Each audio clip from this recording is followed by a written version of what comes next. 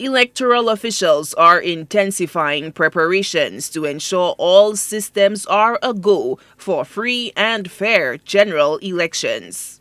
On election day, we have 463 polling stations.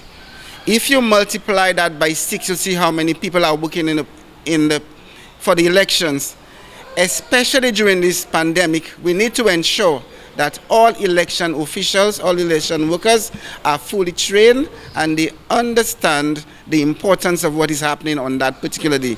Special Assistant to the Chief Elections Officer, Herman St. Helen, says the preparation of returning officers is integral to the smooth operations on election day. The returning officer is the one who is solely responsible for the conduct of the general election in his or her electoral district.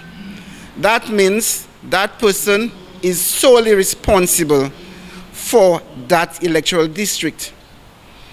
She hires her staff to ensure that on the day of polling it is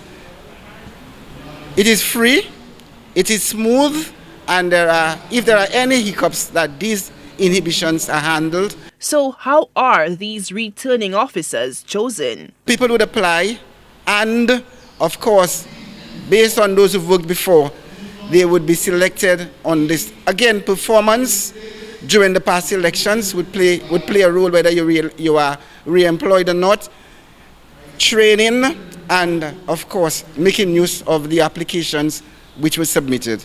Time is of the essence for the Electoral Commission as it races to get the officers up to speed with the new protocols that will govern the 2021 general election. The Electoral Commission has to hasten the training so that everybody is trained in time for the 26th of July.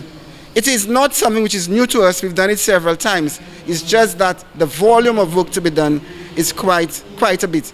So therefore, we need to ensure that everybody is properly trained. According to St. Helen, the Electoral Office has also introduced new technology for faster transmitting of results come election night. At the conclusion of the tabulation of the poll on election night, the poll clerk who is responsible for data entry would have the results, and once the presiding officer gives him or her the okay, he transmits it to the office of the returning officer. Once the returning officer verifies it, he then pressed and he releases it to command center, where in real time the information is relayed to the general public.